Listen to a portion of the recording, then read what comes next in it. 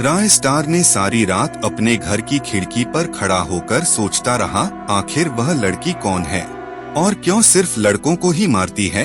सुबह होते ही वह उस गांव के सबसे बुजुर्ग इंसान सुरेश काका के पास गया। राय स्टार ने उनसे पूछा, काका यह नहर इतनी डरावनी क्यों है? उस लड़की की सच्चाई क्या है? सुरेश काका ने गहरी सांस ली और बोले, बेटा यह राज बहुत पुराना है, करीब 200 साल पहले की बात है। गांव में एक गरीब लड़की रहती थी, उसका नाम था रूपा। वह बहुत सुंदर थी, लेकिन गांव के जमींदार के बेटे और उसके दोस्तों ने उसकी इज्जत लूटने की कोशिश की। रूपा ने जान बचाने के लिए नहर में छलांग लगा दी, लेकिन मरने से पहले उसने कसम खाई, इस नहर के पास से जो भी लड़का गुजरेगा उसकी मौत तय होगी, और उसने अपनी जान उस नहर में दे दी। तभी से उसकी आत्मा हर रात नहर से बाहर निकलती है और सिर्फ लड़कों को अपना शिकार बनाती है।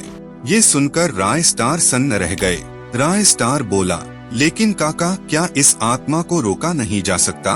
काका ने कहा, सिर्फ एक तरीका है, रूपा के अधूरे बदले को खत्म करने का। जब तक जमींदार की औलाद जिंदा है तब तक रूपा की आत्मा इस नहर में भटकती रहेगी।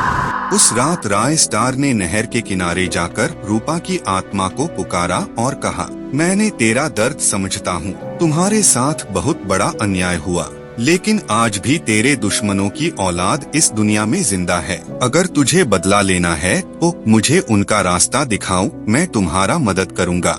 ये सब बातें सुनकर रूपा की आत्मा नहर से बाहर आकर बोली, ठीक है, मैं तुम्हें उसका बताऊंगी।